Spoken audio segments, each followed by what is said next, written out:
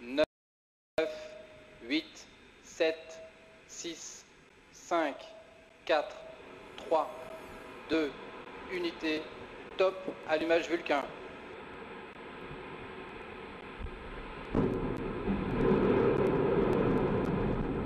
Allumage EAP, décollage.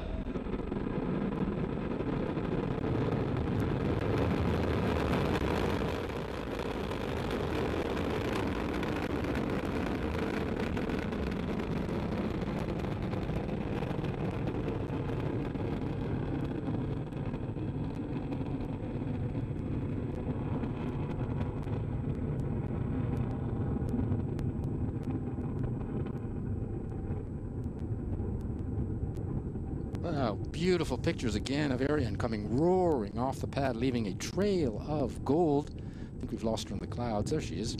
Did you see the cryo arms open at -5? Did you count to 7? Tous les paramètres sont nominaux. Everything is on board is okay, says the DDO. At 18:36 local time and right on time, Ariane began her mission, lifting off from the ground here in French Guiana, beginning her first mission of the year, rising into the clear skies over French Guiana, weighing 775 tons right now.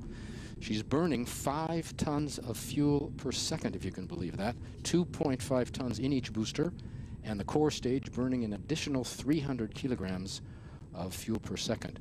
She is following the program in the onboard computer, which is located in the vehicle equipment bay below the satellites, which gives all the orders, including stage separation. We'll soon begin to see those. We're in the first of 4 flight phases for Ariane. The first 3 are powered. The last is not. We'll describe each in turn so you can follow Ariane as she heads east across the Atlantic to separate the passengers over the east coast of Africa and over the Indian Ocean.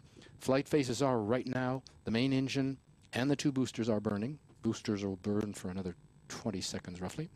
Then the main engine will burn alone for about 9 minutes. Then the upper stage will burn alone for about 16 minutes. And the final flight phase, not powered, we'll get back to that when it happens. Basically, we're using the simple solid propulsion in the boosters to get off the ground away from the pull of the Earth, and the more complex liquid propulsion cryogenics to obtain speed and performance. We're waiting for confirmation of the booster separation. You'll probably be able to see that. There it is. The DDO has just called it out. You can see the 2 boosters falling away, leaving their vapor trail. In the middle is the core stage, Ariane, continuing to burn. Nice shots. Tous les paramètres à bord sont nominaux. The boosters will fall 500 kilometers from shore in a protected area. Having done their job, we're now in the second powered flight phase, the main engine burning away. We're coming up on separation of the fairing. Just before we do, take a look at the left-hand side of your screen, the upper left, the cursor crawling up the line. That's actually 2 lines. One is superimposed on another, the optimum trajectory and the real-time trajectory. As long as they're one and the same, we're right where we should be. Below that, 2 lines, A and V. A is our altitude. You see we're climbing. V is our speed. We need between 8 and 9 kilometers per second to inject the satellites. So watch the numbers. The DDO has just said that the fairing has been jettisoned. That's coming right on time. Exposing Amazonas 3. Now you can see the black and blue box on the right. The fairing protects the payload from shocks during Ariane's ascent through the atmosphere. Once we leave the atmosphere at about 100 kilometers up, we don't need it anymore. And we can drop the weight, which is about 500 kilos. The core stage, basically a big propellant tank with the engine.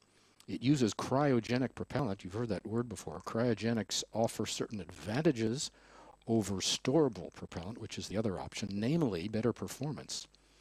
They can also be turned off and on, and its motors can be reignited and can function longer, and we can see that with the upper stage, which is reignitable on the Ariane, and with the 4th stage called the Frigate with the Soyuz. Ariane 1 to 4, previous models, owed their success mainly to storable propellant, not cryogenics. They're fuels that are kept in ambient temperature and don't evaporate like cold cryogenic does, and you saw that before liftoff with the constant topping up we needed. Storable propellant is also cheaper, but cryogenics offer better performance. You can see Amazonas exposed to the elements. Below that is a black bell-shaped structure. That's the Silda, the carrying structure, inside of which is our second passenger. Next up, the latest in a series of profiles of space professions here at the Space Base.